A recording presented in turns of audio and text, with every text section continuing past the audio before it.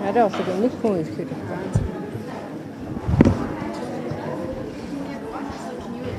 Үйлдвэрчний хорооноос танилцуулах гэж байна.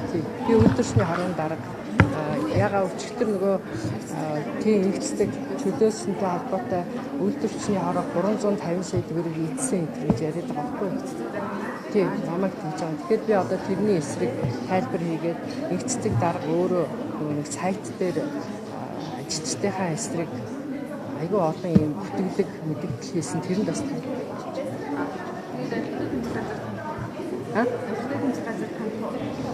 бид нар бол цааш ярих гэж бодсон шүү дээ.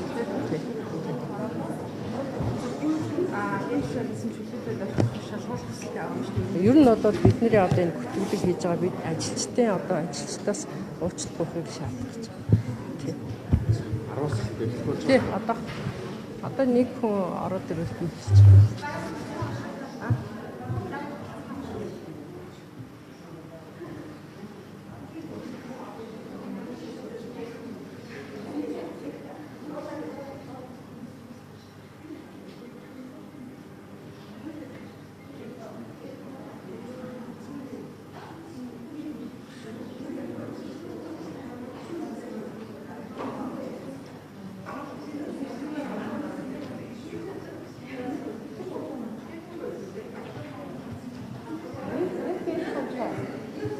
Тийц сууж.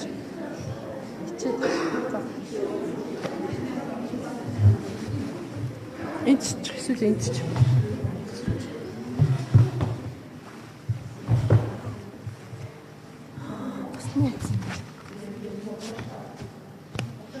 Баха. Ич байгаа хөө одоо ингээд ажилтаа болохоор гэж байна. Би ч гэсэн ажилтнаа жоохон тийм. За. За эхлэх үү те хэлээ. Нөгөө юу чинь биелнэ үү? Цэцгээ нөгөө юм чи биелнэ үү? Нөгөө бичлэг чинь биелнэ үү?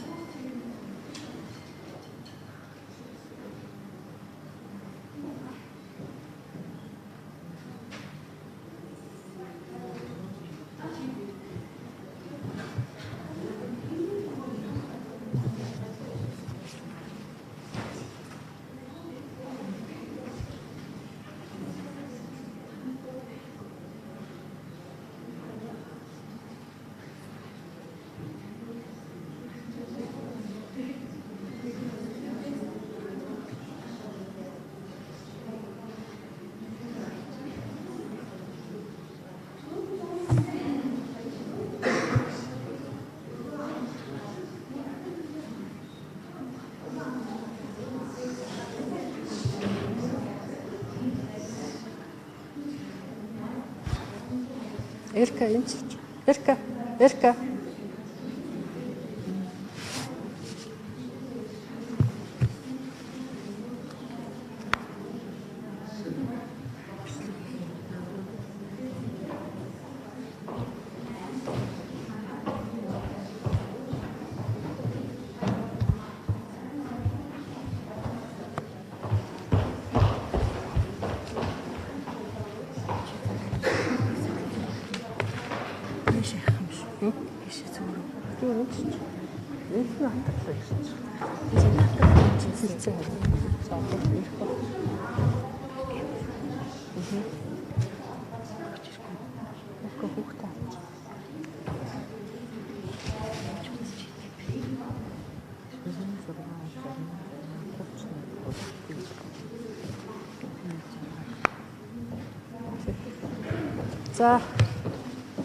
За та бүхэнд энэ өдрийн мэнд хүргэе.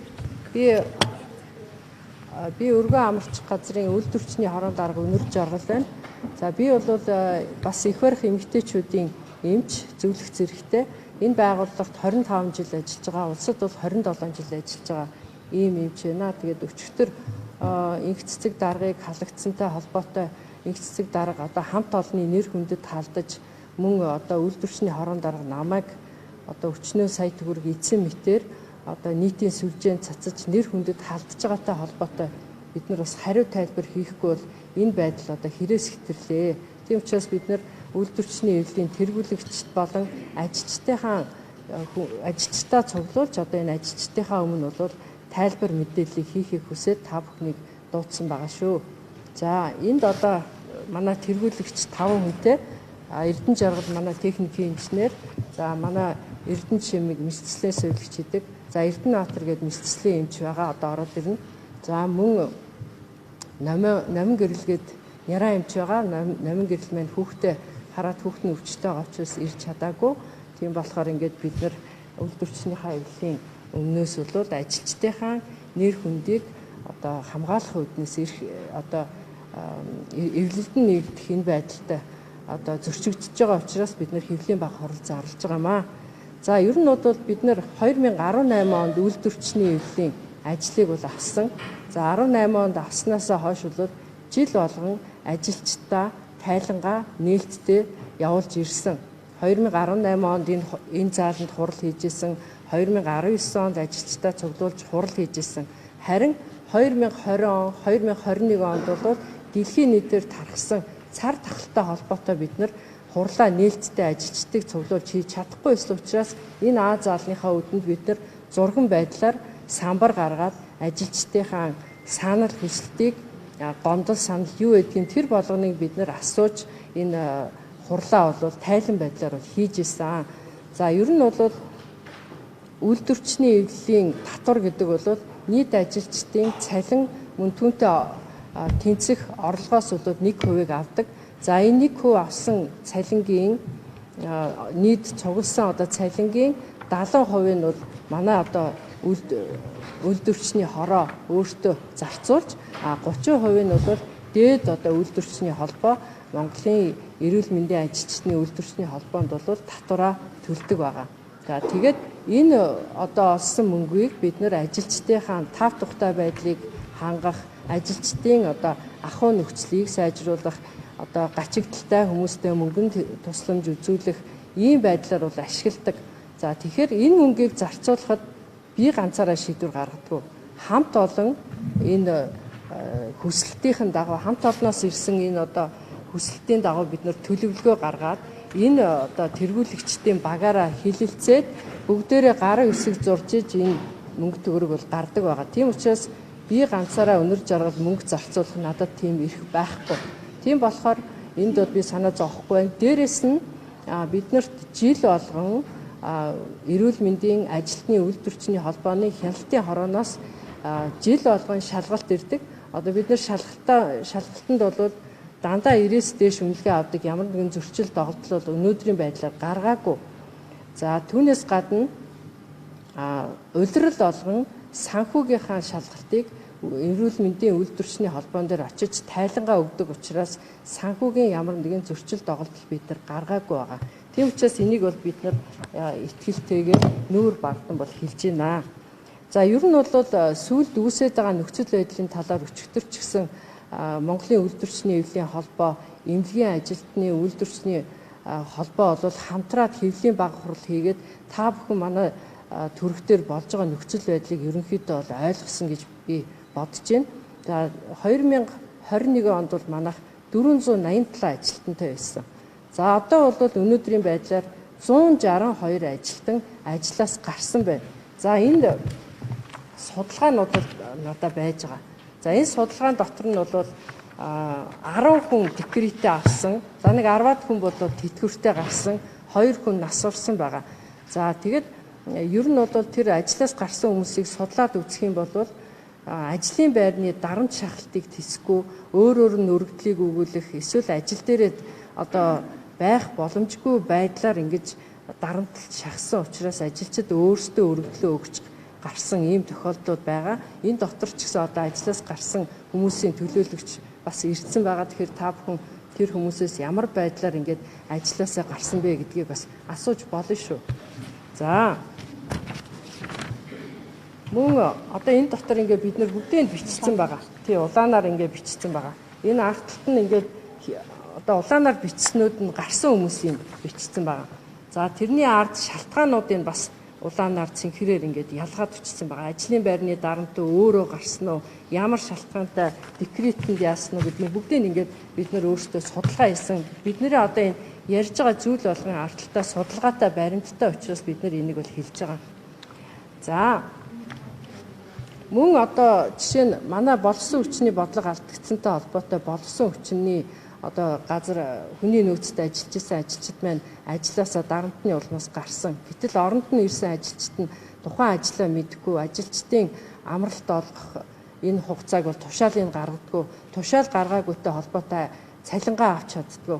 Цалингаа авч чадахгүй болохоор нөгөө ерөнхий нэгтгэл надаас зээлж болно гэж хэлж байгаа. Тийм байгууллага байж бас болохгүй гэж бид нэр үзэж байна. За тэгээд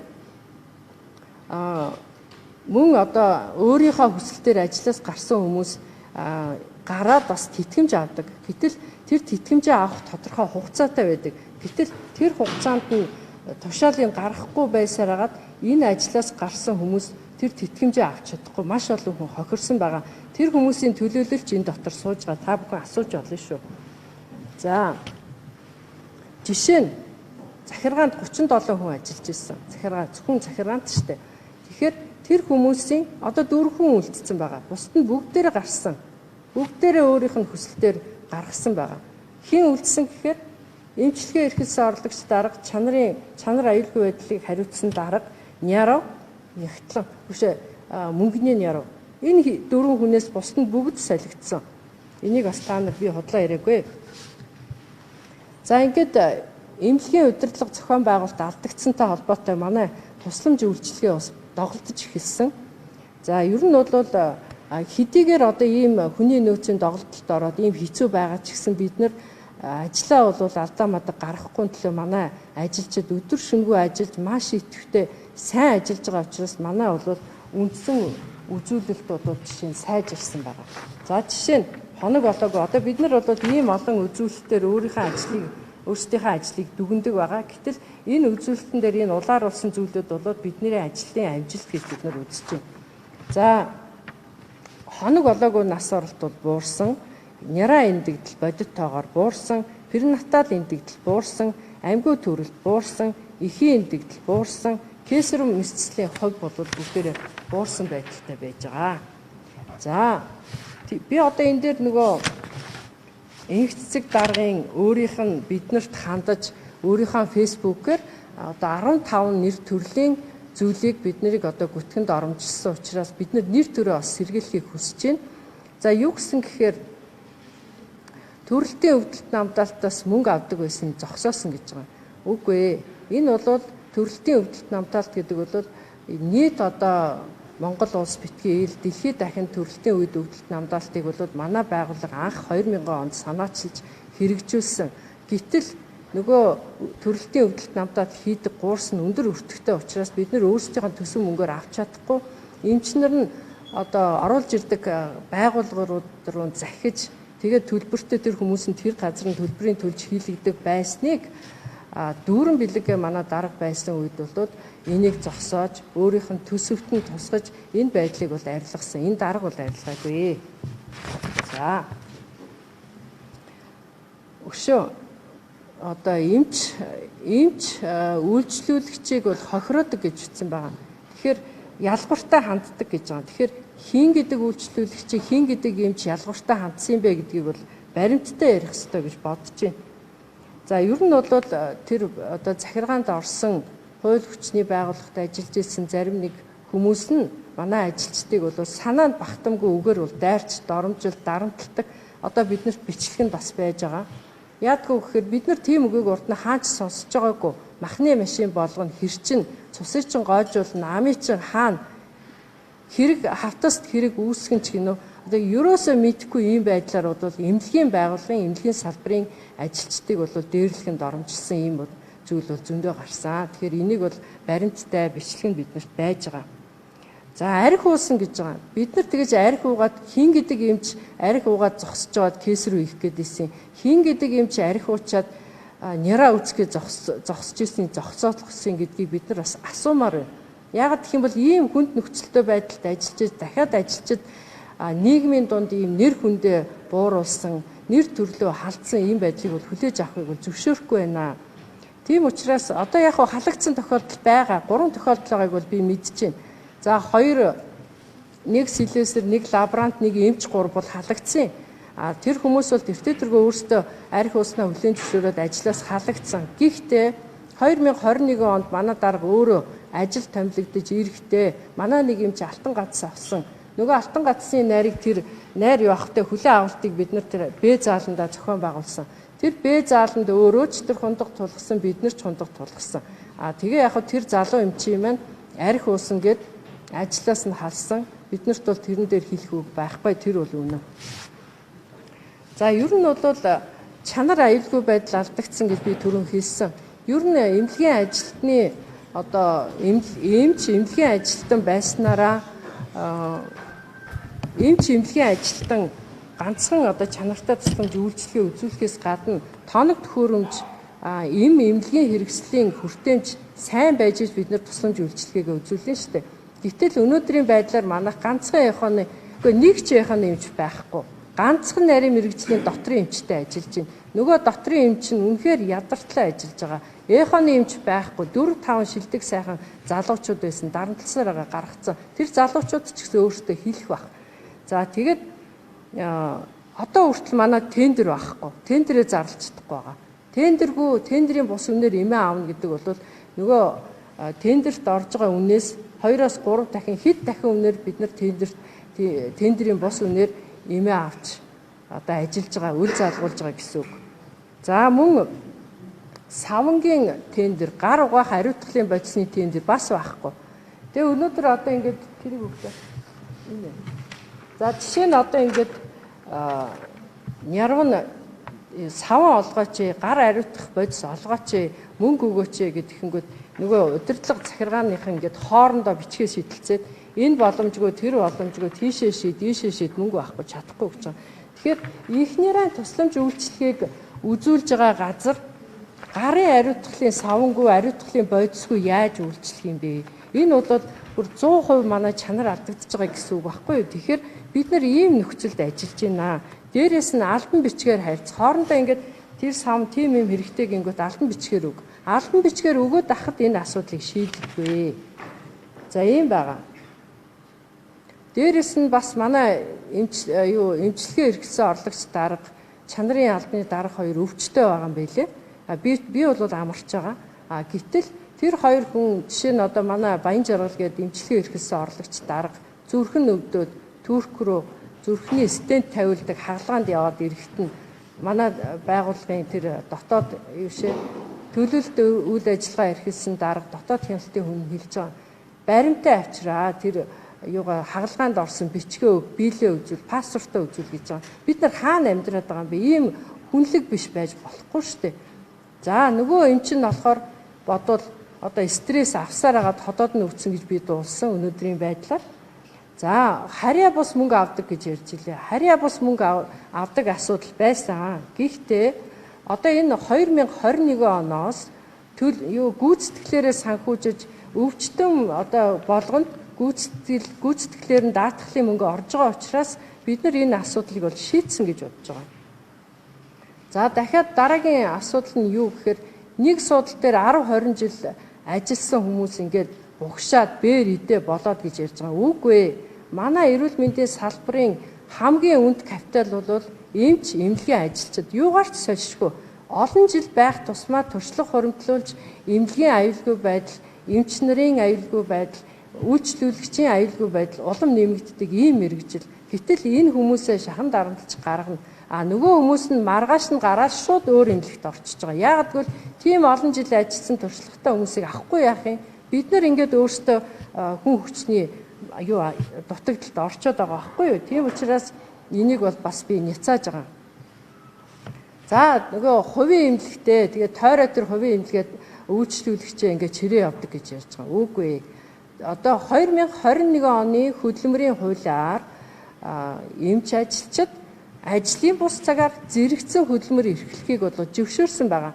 Тийм учраас өнөөдрийн ийм нөхцөл цалин багтай ийм нөхцөлд эмч ажилчид ажлын бус цагаар ажил хийхийг бол бид нар зөвшөөрөх ёстой.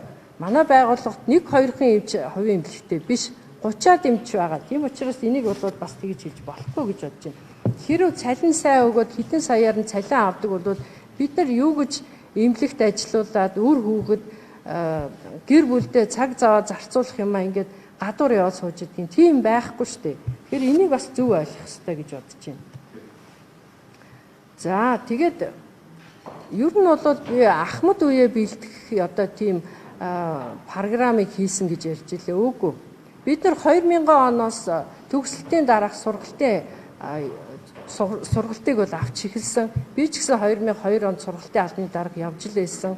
Бид нар энэ хугацаанд 2000 оноос хойш нийт их барих эмэгтэйчүүдийн 2000 орчим 301 эрдстентийг бол бэлтгэсэн. Дотоод шүүрлийн чиглэлээр 2014 оноос хойш 30 хүнийг бэлтгэсэн. Дурангийн чиглэлээр бид нар 2009 оноос хойш 80 одоо хот хөдөөгийн хувийн болон нийтийн одоо улсын эмнэлгийн эмч совилогч нарыг бол бэлдсэн байгаа. За эхоны чиглэлээр бол бид нар 21 эмчийг бол бэлдсэн байгаа.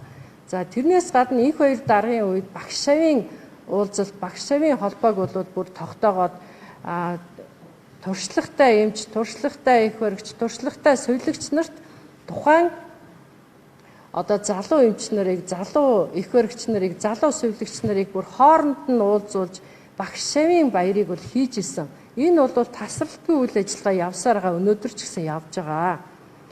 За ер нь бол эмч эмнэлгийн ажилчдад бол одоо ингээд мэдлэг олгодог, шалгалт явуулдаг болсон гэж байгаа. Үгүй энэ бол бас л зуршсан ажил. Манайх жил болгон 1-2 удаа ажилчдынхаа мэдлэгийн төвшинг тогтоох шалгалтыг хийгээд энэ хэрэгцээн дээр үндэслээд сургалтаа зохион байгуулж ажилчдынхаа мэдлэг мэрэгжлийг дээшлүүлэх ажлыг бол тогтвортой тогтмол явуулж ирсэн. Энэ бол шин зүйл биш. За ер нь бол тэгш байдлыг үүсгэсэн гэж байгаа үгүй. Тэгш байдал харин хаана үүсэж байгаа гэдгийг бид нар олж харах хэрэгтэй. Нөгөө удирдлагын төвшөнд ажиллаж байгаа тэр шинэ орсон хүмүүс бол ажилчдыг дарамтлах байдлаар тэгш бусаар харьцаж байгаа. Тийм учраас бид нар энийг бол зөв гэж үзэхгүй байгаа. Энэ бол багийн манлайлал биш, удирдгчийн манлайлал биш, багаар ажиллах зарчим биш. Тийм учраас би энийг буруу гэж үзэж байна. За мөн хуурамч бичиг баримт бүрдүүлдэг гэж ярьж байгаа. Хин гэдэг хүний ямар хуурамч бичиг баримт бүрдүүлсэн бэ? Тэрийг гаргаад ирэх хэрэгтэй. Бид нар өнөөдрийг болтол бичиг баримтынхаа хөдөлтийг сайжруулахын тулд манай эмчнэр, манай совилогч нар, манай их баригч нар бүгдээрээ бичиг баримтынхаа хөдөлтөөр анхаарч ажиллаж байгаа. Тэр үтгэл манайх 2-3 жил ажиллаж агаад ISO чанарын одоо юг авсан, одоо гэрчилгээг авсан.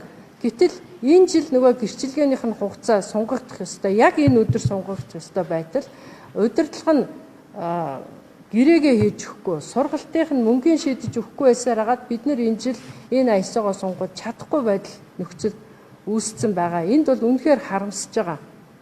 За гишүүдийн нэрээр татвар нэрчилсэн бүртгэл байхгүй гэж байгаа. Бүртгэлсэн байна. Бид нар 2000 одоо анх одоо манай үйлдвэрчний эвлэл ажилласан цагаас эхлээд жил болгон бид нар ажилчдынхаа бүртгэлийг апдейт хийгээд явдаг. Тэрэн дээр бол гайхах юм бол бидэрт байхгүй гэж бодож байна. За тэгээд өөрөө алдаа дутагдал хийчаад одоо тэр нь болохоо ойлгохоор өргөдлөө өгöd гардаг гэж ярьж байгаа. Би тэрэн дээр одоо тоног төхөөрөмжийн асуудлыг ярьж байгаа болов уу гэж бодож байна. 3 жил агтлагдсан байсан эрентгээний аппаратыг манай хуучин инженер харьяа одоо засварт өгдөг байгууллагада засуулж болох нь гэж өгснийхэн төлөө нэг ч үг асуулгүйгээр тухайн инженерийг ойлоо зогсоож байгаад ажлаас нь харж ирсэн. Одоо тэр инженер өөр газар бас л инженерийг явж байна. Чадвартай, сайн инженер. Тийм болохоор бид нар энэ олон одоо гүтгэлийг дарамт энэ байдлыг бол нэр төрөө сэргээхийг бол үнэхээр хүсэж байна. Ажилчдаа бол бас энэ байдлыг бол та бүхэн төвчин хүлцэж өдийг болтол ажилласанд бас та бүхэндээ талархал илэрхийлмээр байна. За тэгээд бид нар бол ажилчдынхаа дунд жилд 1 юм уу 2 удаа сэтгэл ханамжийн судалгаа авдаг. За ингээд 2020 онд ковидын 21 онд ковидын хүнд нөхцөл 20 оны 11 сард ковидын хүнд нөхцөлтэй үед бид нар бас ковидын үед цалин мөнгө нь олгогдож гин үү, сэтгэл санаа ямар байна, эмчилгээ нь хүрч гин үү, за байгууллагын дарамт шахалт ямар байна. Энэ бүх байдлаар асуумж аваад ингээд бүртгэл хийгээ явдгаа. Энэ бол одоо хамгийн сүүлийн сэтгэл ханамжийн судалгаа байгаа. Тийм учраас энэ дээр байгаа одоо ажилчдын бичиж өгсөн зүйл бол Энэ үж. Ийм олон зүйл биднэрт бичиж өгсөн. Биднэрт өдөр болгон утсаар болон өөрөө бичилж уулзж болон бичгээр ингээд байнгын одоо өргөдөл гомдол ирсээр л байгаа. Одоо ч ирсэн, би өнөөдөр ч хүртэл нэг гомдол авцсан сууж байна. Тийм учраас ийм нөхцөл байдалд ажиллаж байгаа манай ажилчид бол маш хэцүү байна. Тэгээ энэ дээр одоо та бүхэн бас харж болно сэтгэл ханамжийн судалгаа ямар үр дүн гарсан, ямар хүсэл, ямар юм биччихсэн, манай ажилчид юу бичиж байгаа юм бэ гэдг нь бол тодорхой байгаа. Энэ дээр бол хэн нэгэн хүний бүжигдсэн яасан юм бол байхгүй. Тайлангаа хийдгүү гэж яриад байгаа. Одоо энэ тайлан та нар харж болно. 19 оны тайлан, тийм ээ? 18 оны тайлан. За 2021 оны тайлан болохоор зурган байдлаар энэ дээр байж байгаа. Зурган байдлаар гаргасан учраас энэ дээр шууд архивлогтод үлдсэн. Бид нар энэ бүх бичиг баримтыг хөтөлж бүртгээд архивтаа жил болгон тушаадаг.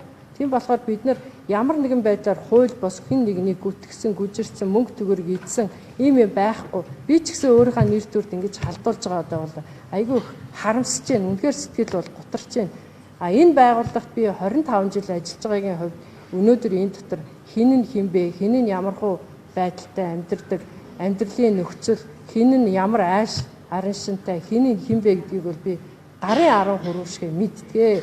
Тийм учраас манай ажилчид надад итгэж намайг сонгосон.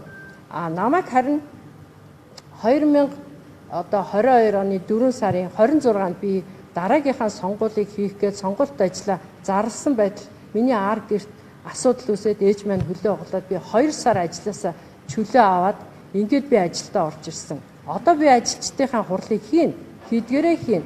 Сонгуулаа явуулна. Ерөөсөө асуудал байхгүй. Харин энэ байдлыг далимдуулаад манай ажилчдаас авдаг татварын мөнгийг 6 сараас хойш биднэрт манай дансанд шилжүүлээгүй. Энэ нь юу гэсэн үг вэ гэхээр бидний төлөвлөгөөтэй хийгдэх ёстой байсан энэ ажиллагаанууд бол зогссон гэсэн үг. Гэхдээ бид нар бол боломжийнхаа ирээр бол үйл ажиллагаагаа явуулж байгаа. За юм бэ. Шүү. Нөгөө бичлэгүүдээ сонсох уу та бүхэн? За би бичлэгээ сонсоход энэ асуусан. Энэ юу? Энэ код нийлээ энийг асуугаад өгч юм дээ. Үгмээ сайтаас нэг асуулт. За.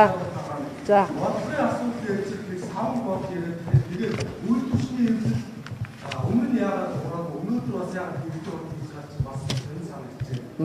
Яагаад заавал өнөөдөр юм бас ойлгуултаа өөрөө 22 оны өдөртөө сонгуулаа хийх ёстой байсан. Өнөөдөр үйл төсний хэмжээг өдөрт тасгүй юм. Үгүй шүү дээ. Тийм биш.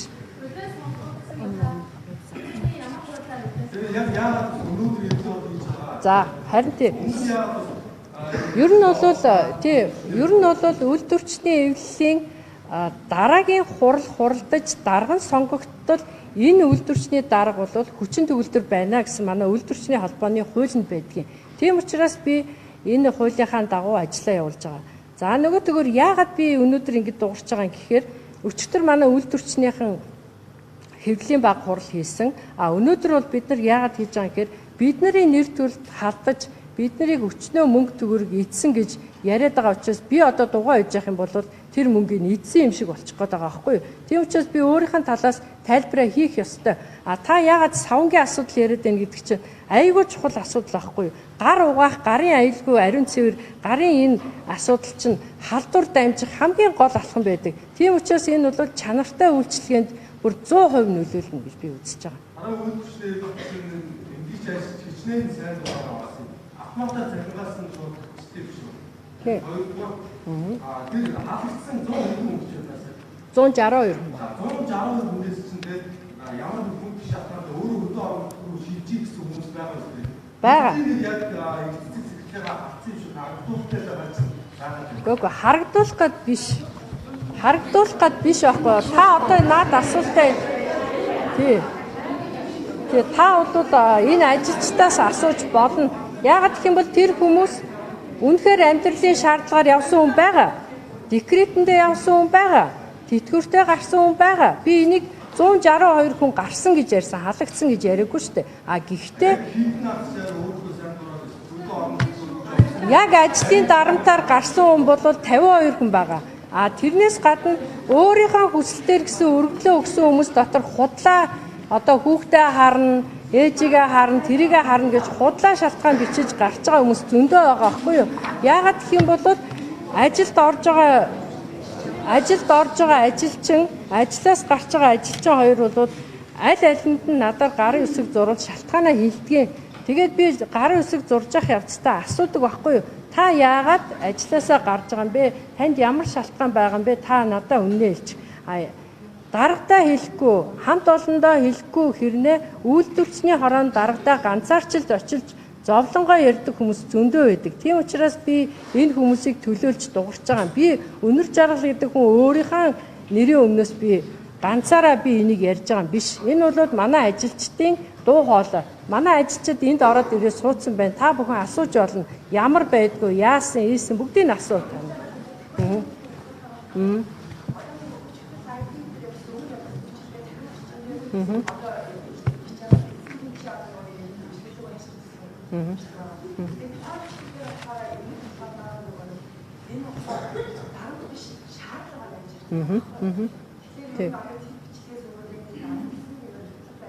Бага биднэрт бага энэ дотор бага. Тэг би тавьчих. Энийг гаргаад тахтай хийнэ. Аха. Энийг тавиад өгөөч. Энийг тавиад. Тий. Одоо би энийг бас ярихаа мартсан байна. Одоо дотоод хяналтын ажилтнаараа байгууллага дундуур, тасаг дундуур явуулчаад тэгээд ажил одоо үйлчлүүлэгчдээс санал авж ийн гэж биччихад нөгөө саналаа гомдол болгож хувиргаад юу хийж гомдол болгож хувиргаад тэгээд ажилтныг ажлаас халах нэг одоо үндслэл болгож халж исэн тохиолдол байгаа байхгүй юу? Тэгээд нөгөө одоо эмчин өөрөө тэр айлыг ингээд айлтай яриад харьцахад бол би гомдол гаргаагүй. Танаа байгууллага яахлаарэ бид нар гомдоогүй байхад одоо би цагдаагийн байгууллагад өгдөг юм бэ гэдээ үнэхээр гайхаж илээ. Тийм учраас энэ бол манай одоо энэ байгууллагын түүхэнд байгууллагын захиргаа дарга нь ажилтнаа цагдаад өгч ирсэн тохиолдол анх удаа болж байгаа. Тэгэхээр энэ бол байж боломгүй зүйл гэж үзэж байна. Танаа бие захираг гэж бүрдсэн. Цагдаагийн байгууллага 20 жил ажилласан мэргэжлийн бүхэн байж гэсэн. Тий. За манайх байна штэ одоо ажлаас шахаж дарамтлуулж гарсан халагдсан энэ хүмүүсийн одоо 10-аад хүн гомдлоо Монголын үйлдвэрчний эвлийн холбоонд өгсөн. Монголын үйлдвэрчний эвлийн холбооноос эрүүл мэндийн ажилтны үйлдвэрчний холбоонд энэ асуудлыг та нар даруйхан шийдгээд бичиг өгсөн. Энэ асуудлыг та дотроо дарагтайгаа ингээд зохицоод яриа гэсэн. Би дарагтай уулзаад энэ асуудлаар яриад одоо хэдүүлээ хамтын байдлаар энэ шийдвэр гаргая гэсэн боловч бид нар юунд хүрч чадаагүй нэгдсэн одоо шийдэлд хүрч чадаагүй. Гэтэл тэр одоо нэг өргөдлийн дагуу эрүүл мэндийн яам эрүүл мэндийн ёс зүй хяналтын хорооноос манад шалгалт ирсэн. За ингээд шалгалт ирээд дүгнэлт хийхэд бол тэр Эрдэнэ цэцэг гэдэг дарга бол мэрэгжлийн бус хүн. Төлөвлөлт хариуцсан дарга нь өөрөө эрүүл мэндийн боловсролтой тийм одоо эрүүл мэндийн үйл ажиллагааг мэддэг төлөлт гаргах ёстой юм байсан хүн байтал энэ чинь одоо тэнцэхгүй байна. Энэ хүн бол хууль хүчний хүн учраас танаа байгууллага тэнцэхгүй гэсэн одоо төгс дэлгэр даргын бичиг бол албан ёсоор үйлдвэрчний эвлэлд ирсэн. Манай байгууллагын захиргаанд ч ирсэн. Тэгсэн ч гэсэн одоо тэр хүн энд ажиллаа хийсээр л байгаа. Бусад хүмүүсийг дарамтласаар л байгаа.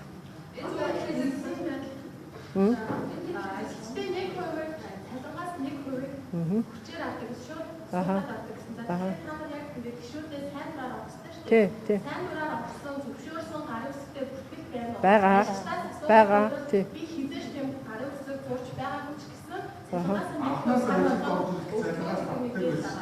Үгүй шүү дээ. Ингэдэг байхгүй юу? Үгүй. Та буруу ойлгож байна.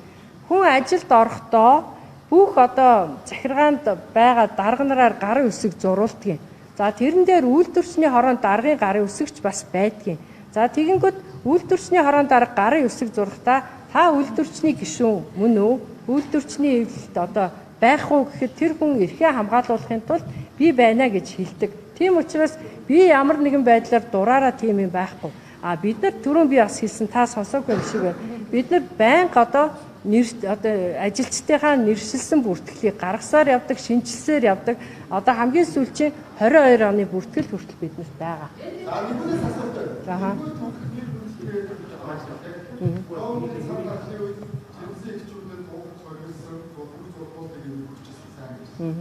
Замун цаатгалын үеийг нэгдээр бас ажилласан авсан байна. Буруу таниа. Энийг авахны тайлбар гэж. Энэ бол нөгөө цагдаа хуулийн байгууллагаар явж байгаа учраас би энэ дээр хамаагүй тайлбар хийж болохгүй байх гэж бодож байна. За. Тэндээс аха.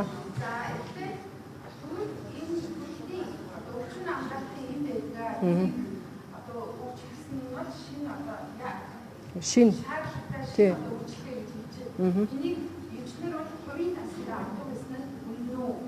Би тийм юм сонсоогүй юм бэ.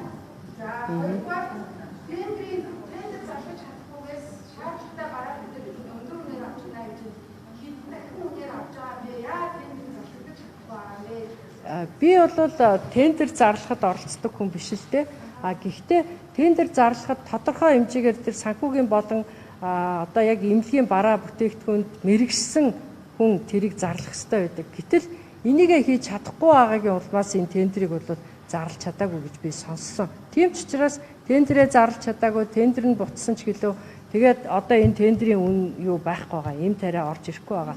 Тендерийн бус үнээр авч байгаа гэж би сонссон.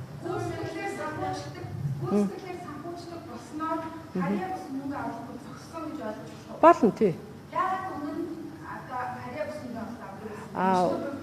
Үгүй шүү дээ, үгүй. Тийм юм байхгүй, тийм байхгүй. Тий. Тийм юм байхгүй. Би хайртай. Энэ бол тийм их айхтар юу байхгүй. Гэхдээ харьяалын бус хүмүүс манад ирж төрөө гэсэн хүсэлт гаргал тэрийг бид нар аваад тэрийг ажгуудаа зарцуулах тийм асуудал байсан. Гэхдээ одоо бол тэр байхгүй.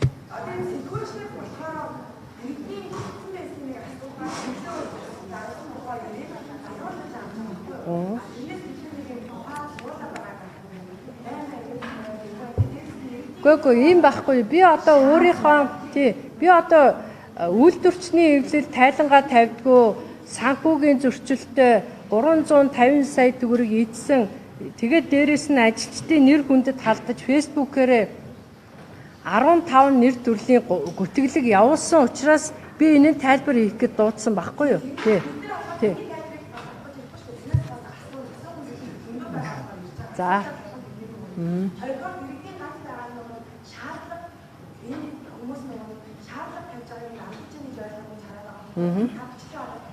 Аха, за тэгээ. Бичлэг өөр нөгөө бичлэг нь байна. За энийг бол та бүхэн үзсэн байх гэж байна.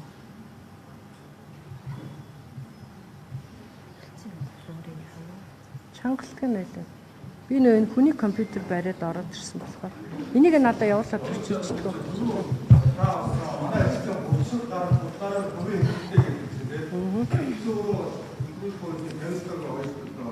ажлын хэрэгцээ хөтөлбөрийн гэрээ байгуулсан үндсэн ажилтнаас зөвшөөрөл аваад тэгээд энэ зөвшөөрлийг өгөхгүй болохоор ч юм уу те. Үгүй шүү дээ, тийм байхгүй. Бүгдээрээ зөвшөөрөлтэй ажиллаж байгаа.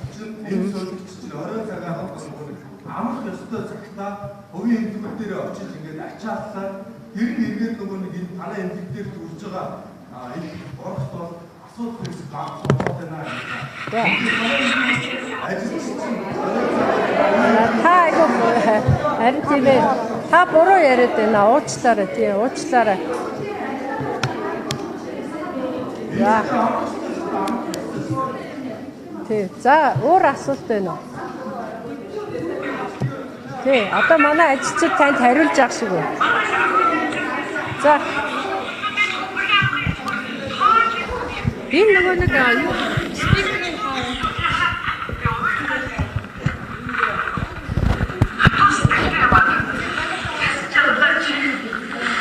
энэ аудио хоо видео биш. Надад хамт цангаан.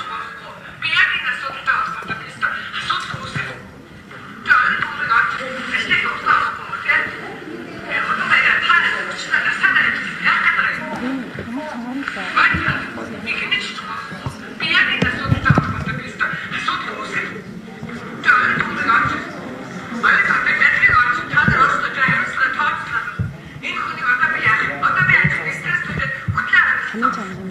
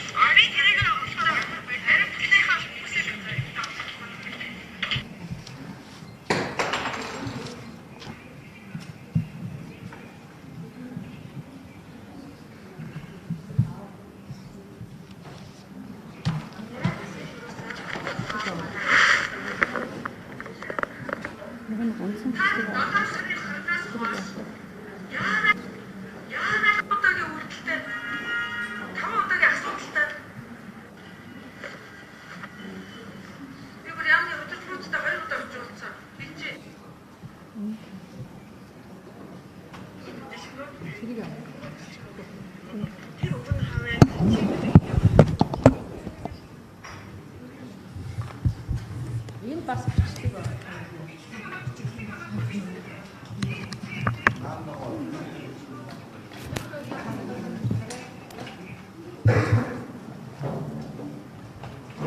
Батцчиг юм асууж байгаа. Өөрөө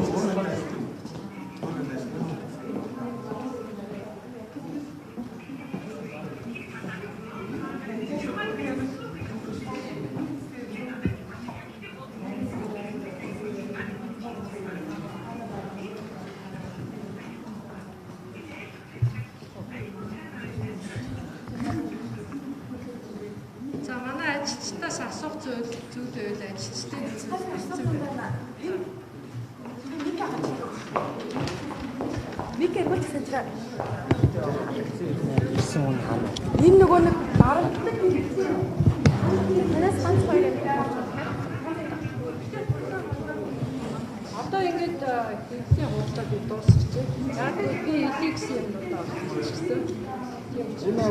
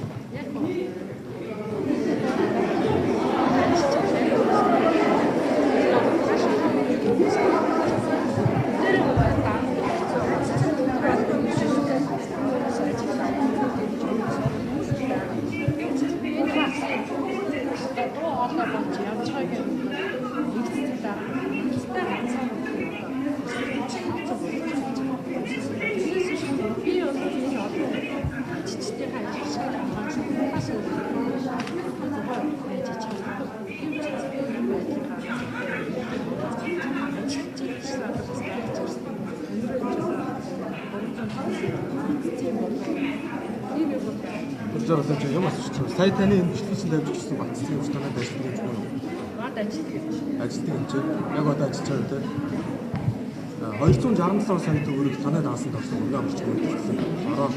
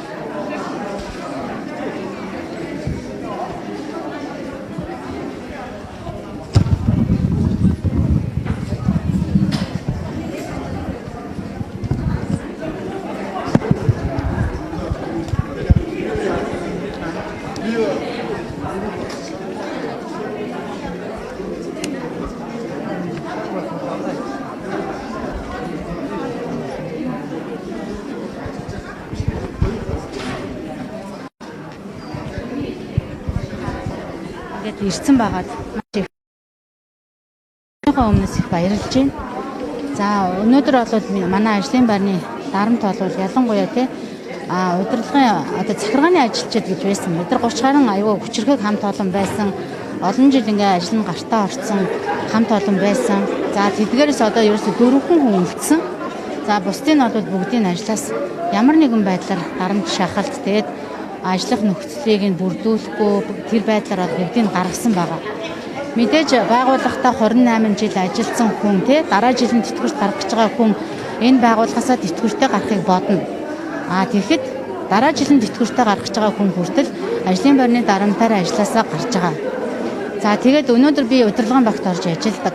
Тэ өнөөдөр би миний нэр хүнд бол хамаагүй. За тэгээд би байгууллагынхаа нэр хүнд болон ажилчдынхаа нэр хүндийг хамгаалахын тулд өнөөдөр би өвчтөө ч гэсэндээ энд ирээд зогсож байна.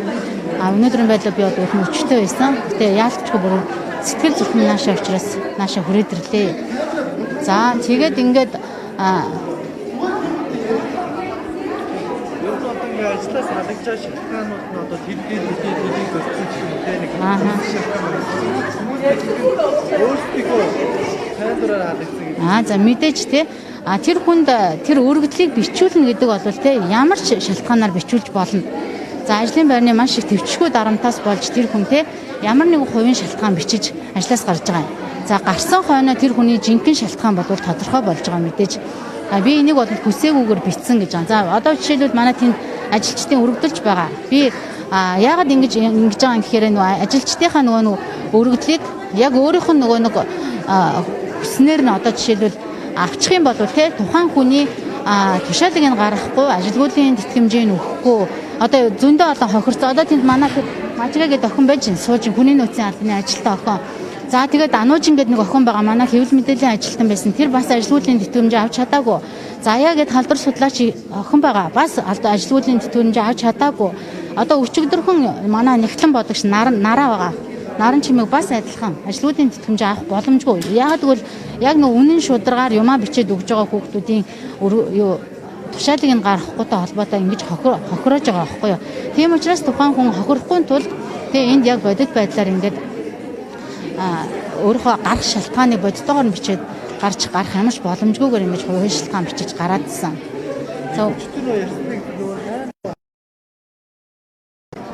хүмүүсээс юм авдаг байсан гэдэг нь тэмүүд доор нь хүмүүс айгууг явахтаа одоо нэг цаашаа тавиад ер нь заавал хүүхдтэй ч юм уу таньдаг хүмүүс заавал нэг өгдөг ямар нэгэн зүйлс өгөхгүй жоохон айцтай үгүй өмнө нь мараа нэг тань хүмүүс бол маш их одоо хэлтэй болсон тийм ус гарчаад төрүүлэхгүй байсан жишээ нь айгүй одоо тийм зэтгтүүд гарлаа та нийгэм дээр бас тэр бас нэг талаас нэг дээр юм. Тийм хүмүүс одоо иргэд хэрвээ мөнгө өгсөн байх юм чинь яа тэр одоо энэ талаар одоо байгууллагын дотоод тийм зохицуулалттай тийм байд юм уу? За одоо мэдээж эмнэлгийн тусламж үйлчлэгээ үзүүлж байгаа тохиолдолд одоо өнөөдөр бид нар 10 гаруй жилийн ингээ хяналтан дээр ажиллаж байгаа тохиолдолд яг энэ эмчээс тэдэн төгрөг аваад энэ үйлчлүүлэгч авсан гэсэн тийм асуудал одоогор бол байхгүй байна. Тэгвэл яг өнөөдрийн байдлаар одоо манай захирал инх цэцэг захирал яг өнөөдөр ямар нотлох баримт гаргаж ирэхээ тэгж ярих гээд байгааг намайг одоо энэ хяналтан дээр ажиллаж байхад яг тэр эмч тэдэн төгрөг тэр үйлчлүүлэгч тэдэн төгрөг өгсөн. Тэр нь яг авсан. Надаас мөнгө нэхэж ингэж эмнэлгийн тусламж үйлчлэгийг хойшлуулсан. Энэ гомдолтой байна гэсэн нэг ч гомдол ирж байгаагүй. Тэгэхээр би бол энэ дээр бас баттай хэлж чадчихээн. За тэгээд өнөөдөр эмнэлгийн тусламж үйлчлэгийн дээр те эмнэлгийн тусламж өөрөө чанартай хүргэнэ гэдэг зөвхөн одоо энэ эмч ажилчдын асуудал биш. Тийм ээ энэ дээр бас маш нөлөөлөх олон хүчин зүйл нөлөөлдөг. Одоо жишээлбэл хүний нөөцийн асуудал байна, хангалтын асуудал байна. Тэгээд нөөцийн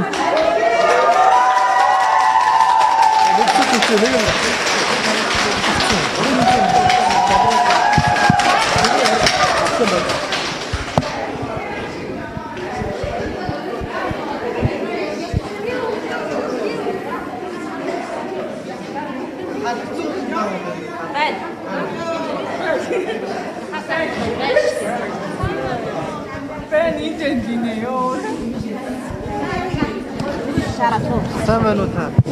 Яг ямар шалтгааны бодлого халагдчихсэн бэ? Хэдэн сар халагдсан? Росрын 16-нд ажлаас маск заавал авах шаардлагагүй. Хүнээс мөнгө авсан. Би тийм мөнгө аваагүй байхгүй. Би иргэлдэггүй байхгүй. Тэгээ наваг ажлаас нь халаад хөдөлмөрийн гэрийг нь зулж аяад 36-нд байхгүй болгож юу ч болгочихж байгаа байхгүй. Би одоо ярих байхгүй наа. Одоо би юу нэ?